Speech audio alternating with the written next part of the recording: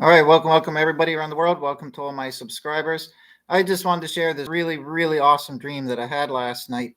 It wasn't super long, but that's not the point. It was still a somewhat long dream, but so what happened was I was in Egypt at the Great Pyramid. Now, I in the dream sequence that I vividly remember going through, I wasn't on the outside looking at the Great Pyramid, but at the time I understood that I was at the Great Pyramid. I was actually with a tour group, and we had been led through the Great Pyramid.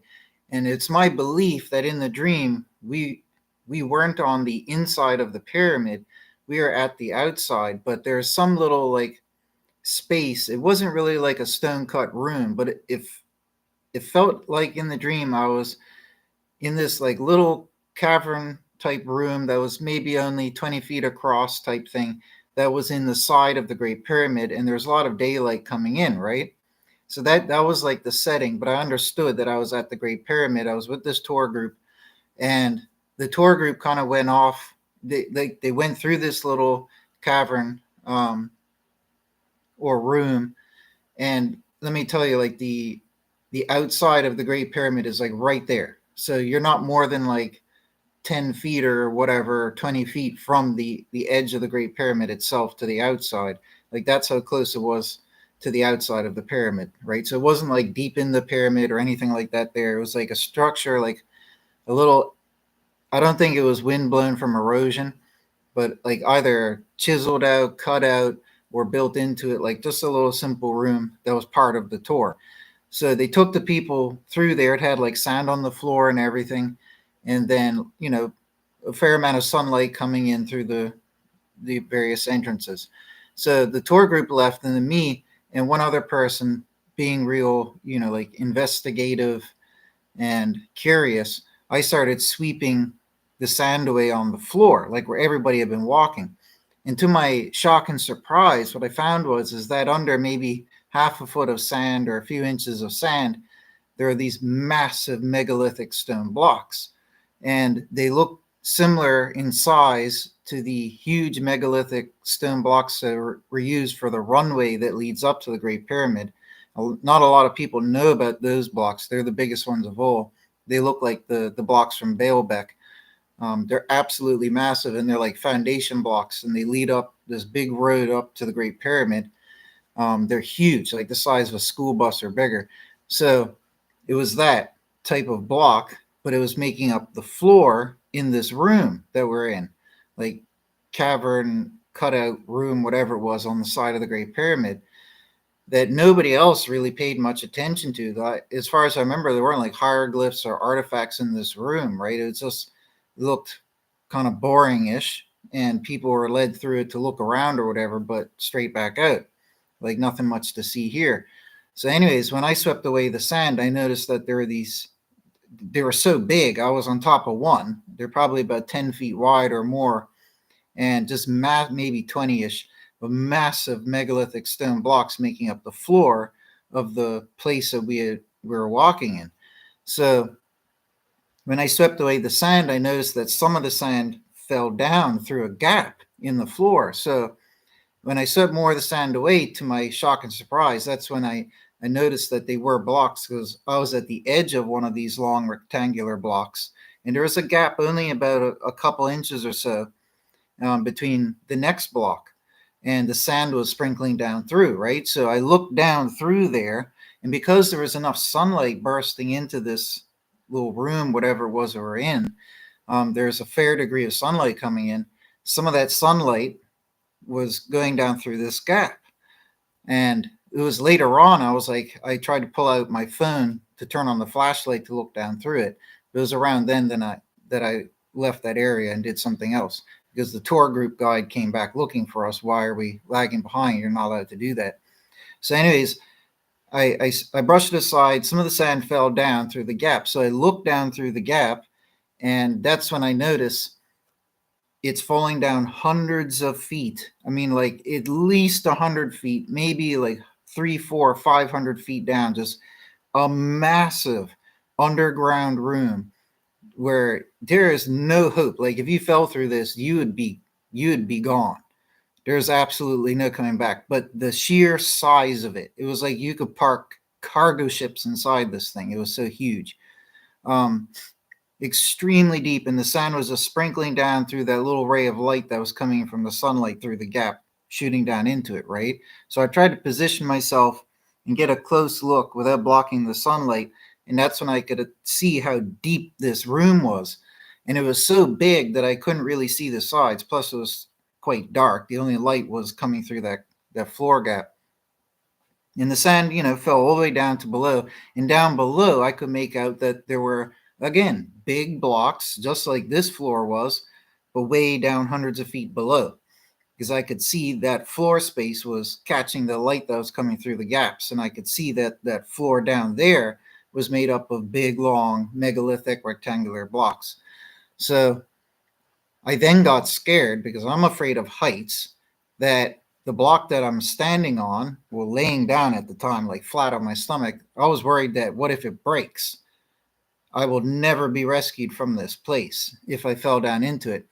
And I also worried that if there's a gap right here between these giant blocks, what if there's a bigger gap, maybe a foot wide, where someone steps onto the sand and it just goes floop and drops down into this place, right? So it was kind of scary because it was so deep. It was absolutely monumental. But I couldn't make out anything. Like there weren't like hieroglyphs, and because it was so dark, I couldn't even really see the sides of this room. It was just so big, this cavern or room, chamber, whatever it was. Um, but, and I wasn't thinking about any of the legends and lore while I was in the dream. I was just going through the experience. But afterwards, when I woke up later, I'm sitting there thinking to myself, oh, yeah, in legends and lore, it's said to be that there are chambers underneath the Great Pyramid, like massive ones and so forth. So, in a lot of mystery schools, in circles of belief and stuff like that. So, I just thought that was interesting in retrospect that, what if in my dream here I was discovering something that's actually under the Great Pyramid? But, anyways, the only other thing that occurred is, and after I found the gap, this isn't super exciting, but it's still interesting. Maybe it's like a clue, like a cosmic clue to something. But nonetheless, I was sweeping around in the sand with my hands trying to find something like an artifact or something, because, stuff like that's really cool to me. So, and there was like a little nook. It was like a natural, either wind blown or just ancient little nook in the side of the rock wall. In the first place we were in, I was saying, and maybe a couple feet high, and went back into the rock like a little bit, like a wolf could fit in there to sleep and get cozy. So I was just sweeping around with my fingers there, and then I found the only thing I found in the whole cave room thing, whatever it was this face mask that was made out of either white stone, like white limestone, or it was ceramic. But it had been so wind eroded from time, it wasn't polished and glossy anymore. And unfortunately, half of it had been smashed away. It was either half of it was smashed away or it was just a half mask. But I don't think ancient Egyptians did half masks. So it just looked like the side of somebody's face made out of white limestone. It was like powdery when you touched it, and it looked very wind worn and this and that there. But you can make out the eye. There was still an eye there, part of the nose, the mouth, the side of the face, and some decorative part. And I thought that was really cool. And I wanted to go, try to take it somehow. But it was around that time the tour guide came back and then saw me and that one or two other people like lingering around and was like, hey, what do you, stand back here for? You should be with the group, and told us off. So that's when I had to leave that area. But very, very cool. What if, anything's possible? Maybe this was like some ancient person. Maybe this thing exists, this giant underground chamber. This would make a cool movie. And some pharaoh way back in the day was like, oh, I want a future generation to discover it. And they did this magic ritual or something like that. Or maybe spiritually, like a force ghost, the pharaoh's like, hey, I want somebody from the tour group to discover this thing under here, because it's been thousands of years and nobody's learned it to appreciate it. Maybe he wants it to be appreciated, like their great artisanship and whatever it was, or the great secrets. like it would bring dignity, to their ancient dynasties or whatever. So maybe spiritually I got shown it. Um, or maybe way back in the day, some pharaoh was like got his priests to do some special ritual, like quantum entanglement across time, so that a future generation will find it, type thing. Because I found that mask, and masks are usually, it's either going to be something ceremonial and ritual, but I wonder if it's a clue. But I didn't see anything on it, and I don't really have any like name jump out to me from the dream at all. So but maybe in some way it's a clue. So I tried looking up what pharaoh had like a stone or ceramic face mask, but a lot of them did. But pharaohs usually had precious metals, but it's hard to pinpoint in the brief research I've done so far. But it seems like it could basically be anybody's face mask. So, but the only other clues, if this is like some ancient, um, like not treasure hunt, but like discovery hunt, being egged on by forces beyond, like it would mean that there must be clues somewhere. So the only clues I could get is that you seem to be near the sides of the Great Pyramid, like built into the sides of the Great Pyramid. It was a Great Pyramid in my dream. Like I said, that was the impression. We were going to a Great Pyramid tour. I have no clue what side of the pyramid it might be on, but I would imagine there aren't many of these little type of rooms or like chiseled out sections in the side of the pyramid. So there's probably only one at the most, if any exist. So that shouldn't be hard to find. And so if there is hypothetically a little spot like this, like maybe 10 feet high or 8 feet high or something, yeah, under 8 feet high, it felt like, um, somewhat large, like 2 bedrooms in size, and you can walk through from one side to the other, but it's on the side of the pyramid. And the only other clue I could get from it is that, well, the fact that it had the megalithic stone like foundation blocks here as the flooring, signifies that these layers were laid down first, obviously, and these giant, huge blocks that make up like the foundation for the runway leading up to the pyramid. It only makes sense that that made up this mega foundation for the pyramid too, right? I mean, these are massive blocks, so that actually makes sense. But maybe these blocks aren't going under the whole of the Great Pyramid. It would make more sense it would be on solid ground. So it might just be that this is like where the foundation stones for the runway end, like a little ways, like 20 feet or whatever, into the side of the Great Pyramid. So the other clue could be it's going to be near the foundation walkway stones. Now, as far as I know, they're only in one spot. They're not on like all the sides of the pyramid. So this might narrow it down to what side it could be on. And probably not deep into the pyramid based on it being at the edge, at the side, and the end of and on the foundation stones for the runway. It's probably going to be near the edge of one of the sides of the Great Pyramid.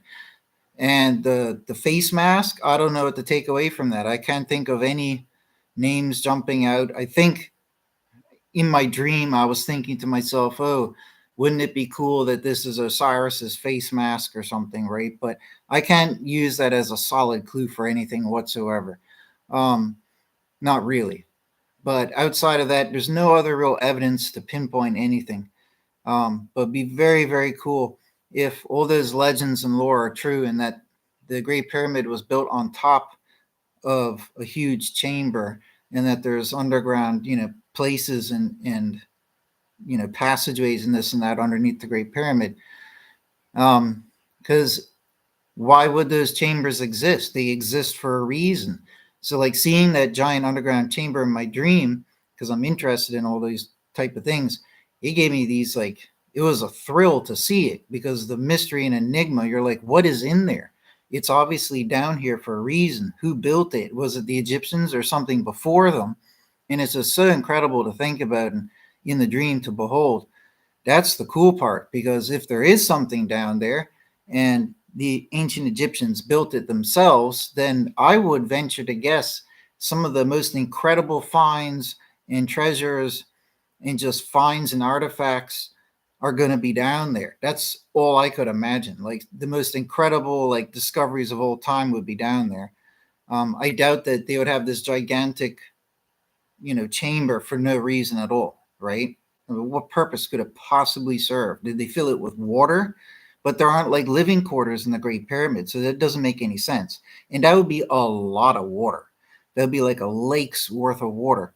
Um, but I don't know. I didn't see any water in there at all. Like I said, I saw the stone block floor hundreds of feet below. So I didn't see any water. And there could be gaps in those stone blocks as well, going down deep even further. Um, but very, very cool. What do I think, using my imagination? What would be cool, anyways? But what would be a cool thing to be down there? Well, going by the feel I got in the dream and the things I was thinking and feeling and imagining in the dream, going on that notion, I got the impression that this was something before ancient Egypt that they built on top of, and that it's a deeper, more ancient secret, and it links off to probably a long gone lost civilization. It's kind of like a tongue twister. Long gone lost civilization. Yeah, it is like a tongue twister. Long gone lost civilization. But anyways, um, that's what I think. And I think that if you were to go down there, like I said, in this massive room, there must be like a doorway somewhere. So like I saw the floor in the room because it was quite dark. I couldn't see the sides. So for all I know, there were lots of doors, but there must be some type of door down there because it makes no sense why they would have this giant chamber under the Great Pyramid unless it stored water, like I said before. But then they would have to make everything so sealed tight so that the water doesn't escape and fizzle away into the ground. I'm leaning more toward, and plus it would just go stagnant and disgusting. So I would imagine that would be so creepy if they did do that, fill it with water and crocodiles, and they used it for rituals or something, like where like criminals were thrown down into this giant abyss full of crocodiles. That would be pretty scary, and sea snakes or something. There's something about Apep, the giant snake, being down, yeah, I think underground in Amenti, I think it's called, the Holes of Amenti. I have the Book of the Dead. I can't remember for sure, but I think the giant serpent Apep's underground. But anyways, I've put forth some cool ideas before, theories of what could be underneath like the Sphinx and the Great Pyramids. And this links up with the Sphinx because I have it in my Great Pyramid video. At the end, I talk about there are legends that there used to be two sphinxes, and I drew a rough connection over to. I'm not saying I 100% believe it or anything like that there, but it's just interesting to throw out and consider. But what if these were the cherubim when Adam and Eve were kicked out of the Garden of Eden and they had to go out into the rest of the world? It says that there are two cherubim that guarded the way back in. And in Judaism, there is legend and lore that this Eden for Adam and Eve was actually inside the earth. There are some who believe that. And it's interesting to consider. It will line up with like Agartha and Shambhala. It may be in this place in some way. It has its own form of light, or it does capture sunlight, or it just generates light somehow, maybe bioluminescence, or whatever it might be. Or maybe they have like natural rivers of like methane or something, and they ignite and create a lot of light. There are different things that are possible. Or maybe it was like, maybe it's got an open roof somewhere that lets in tons of sunlight. I don't know. Because obviously you can't have a sun inside the planet. In some way, they must have light, right? That's just the point of it all. But what if those stories are true? Maybe there was some giant underground region somewhere that was like Eden, the Shambhala legend, where we came from before. And then when we came out from there, the cherubim, I'm just saying, what if, right? It'd make a cool movie too. What if the cherubim were the two sphinxes? So the two sphinxes, because they're older than anything else built in ancient Egypt, like what if they were actually marking the secret entrance to Eden, right? And then it probably got sealed over or sealed up or something like that there.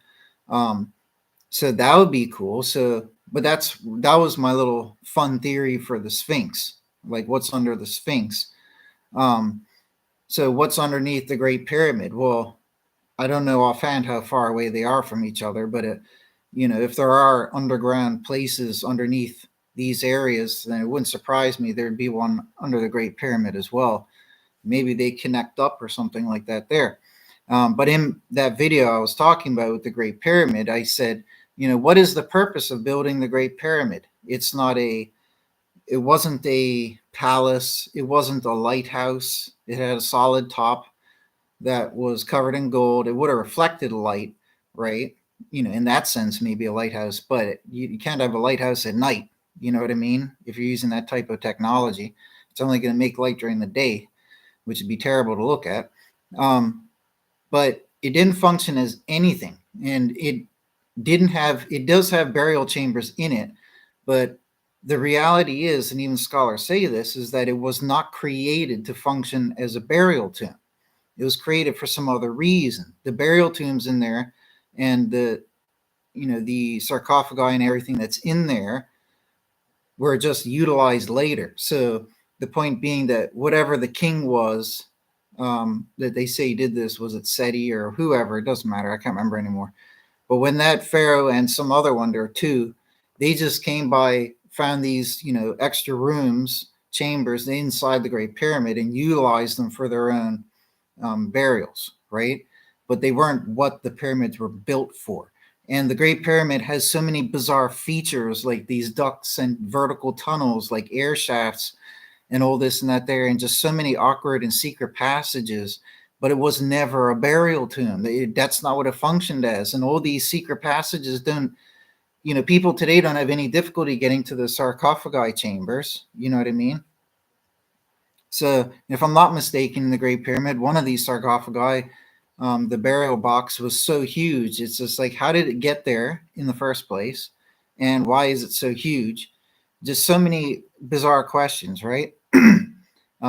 But at the end of the day, the most likely thing that the Great Pyramid was built for was, and don't get me wrong, because part of my answer was it was designed as what I'm about to suggest, but also because it's going to be plopped there for so long, thousands of years after, it'll be built so that it does have, walkways and chambers in it to serve various different purposes, right?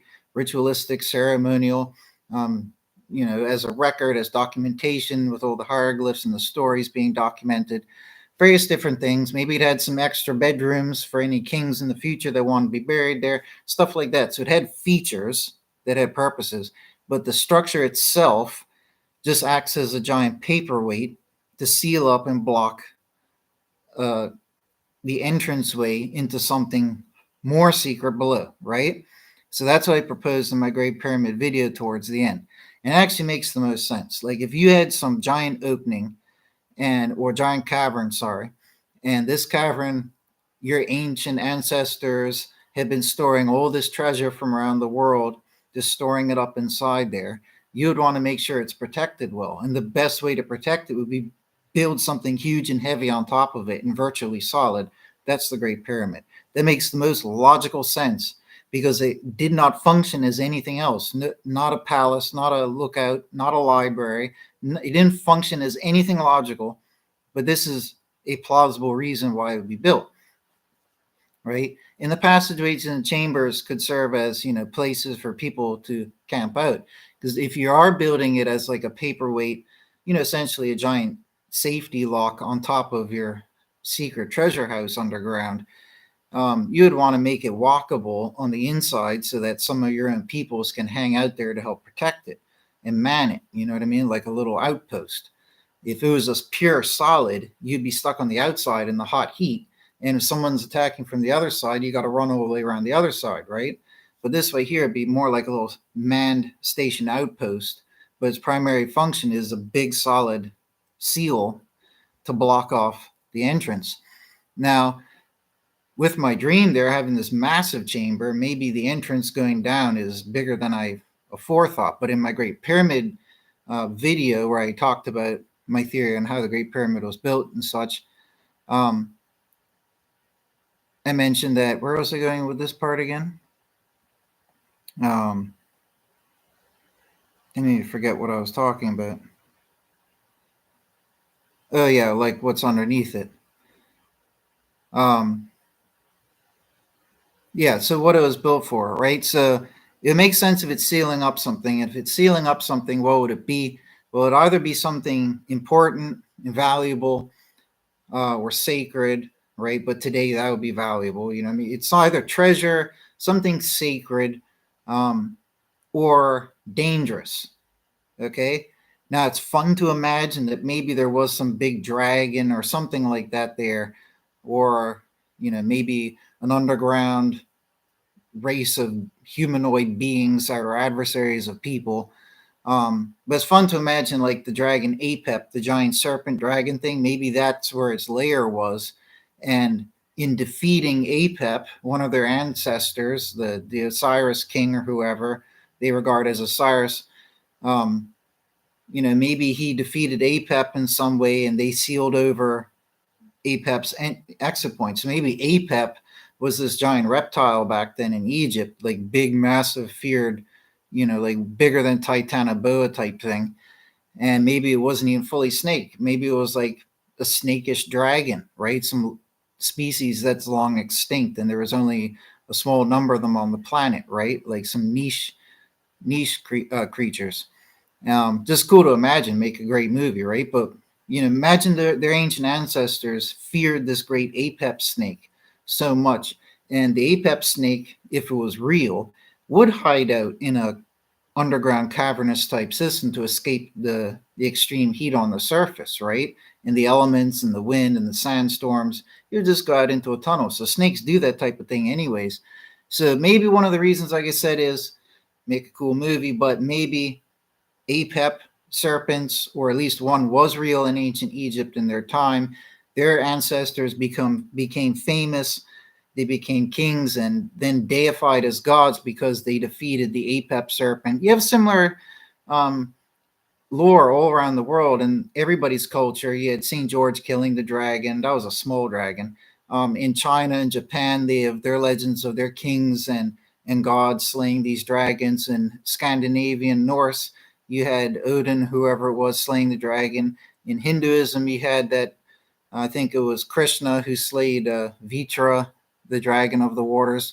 And no matter where you go, in virtually every single culture, even Native American, everybody, they've all got these stories, right? Of these giant rainbow snakes, or serpents that had heads like horses, or serpents that breathed fire, or they had horns, and or a glowing gem in their forehead. You have those stories all around the world too.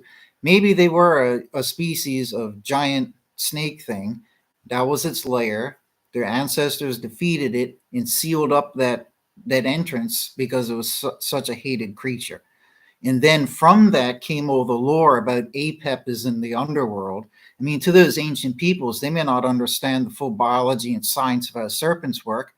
And maybe they just figured, oh, one day they saw this thing sleeping down there, or it came out one day, and those ancient peoples would have associated the underworld with giant serpents, right? So that's interesting to consider. So from their perspective in this theory, if they defeated the Apep serpent, they would want to seal up. Maybe they never killed it, but maybe they defeated it by sealing it up, right, to keep it down there. That would make a really cool movie. So if any movie studio happens across this, I would gladly. We could work on this if you pay me some money and you could use my idea. That would make an awesome movie. But anyways, sealing it up to stop something bad from coming out, a danger. That's one possibility. But it would also be probably more plausible, but less cool in a different way, that it was just a giant treasure house. Like it might just be a mega chamber down there. Maybe it was a pre-existing cavern, so they didn't have to cut all that out, and they just helped shape it or whatever and made it into a huge chamber and then put their vast treasure stores in there. Now, the Great Pyramid as a giant stone paperweight, that's how the theory is plausible for that scenario too. And ancient Egypt had lots of treasure. And a lot of people don't know, and I mentioned this in my Great Pyramid video. I know this from studying Hinduism, plus it's common sense anyways, that, in India, as an example, certain beaches used to be covered in rubies thousands of years ago. Like on the beach would just have rubies everywhere, right? Not cut rubies, but rubies, right? And the ancient peoples who are migrating around, discovering new lands in various places around the world, as mankind did this, and they go to natural places where gemstones occur. Gemstones have had millions of years to develop and get deposited places. Same with gold. So I bet you anything. And there are stories like this from the Hindu texts, right? That's just an example. That's like how some of their ancient kings and stuff became so wealthy because they had access to these natural resources everywhere. But just imagine like Neolithic times and stuff like that, and early man, like tens of thousands of years ago, is starting to migrate around everywhere. And they come upon these environments in these areas where there's gold just scattered around naturally. Like maybe it's there was so much gold over millions of years that the riverbanks in these areas are just glittering with gold, and there's gold nuggets like everywhere. Just imagine that. And like the example from India, beaches covered in rubies, right? That would be so cool. When I was up in Canada on a geology trip, the speaker was off somewhere. I wandered off just like I did in my dream, but in real life, I wandered off looking for something interesting, and I found an opal and a few amethysts. And the teacher was like stunned, was like, how did you find, where did you find those? I was like, right over there, because I wandered away from the group and went exploring myself. And this is millions of years later, after tons of people go to this famous area and probably find things of their own. I still found a handful of precious, precious stones in a short period. Ancient times, you could only imagine. And ancient people would still find gold beautiful and would pick it up. They would find rubies and sapphires and all the other things beautiful and pick them up. And you might even have a case where there would be beaches of pearls because oysters over millions of years making all their pearls, they die, but the pearls stay there. Maybe they get blown up in hurricanes. You just end up with like a beach littered in pearls. You would have had stuff like out of a sci-fi movie or a fantasy movie where there'd be so much wealth at the hands of these ancient Neolithic type peoples, and they would only be picking it up not because they know of its future potential value, but because it looks pretty, and they would have tons of it hypothetically. So, and it was at this time, like I argue in my Great Pyramid video, that with those peoples, that emerged later into the first dynasties of ancient Egypt. So if their ancestors before the dynasties were of that generation where they're exploring, discovering, and harvesting all these precious natural resources, they would have been walking around with their donkeys or whatever, bags loaded up with gold and everything else. That'd be the way to start off like a civilization. You know what I mean? And where would you go hide it? You go find the best possible place to hide it. And an underground massive chamber would be a good place to hide it, just like how pirates bury a treasure chest underground, right? It's the common knowledge around the world. Ancient peoples that hide treasure in caves or underground chambers and such, right? So that's the best place because it's out of view. And then the best way to seal that up, it would put the biggest paperweight you could imagine on top of it that nobody could ever move, not even piece by piece. And I think that would be another excellent explanation as to why the Great Pyramid was built, to keep the treasure house safe.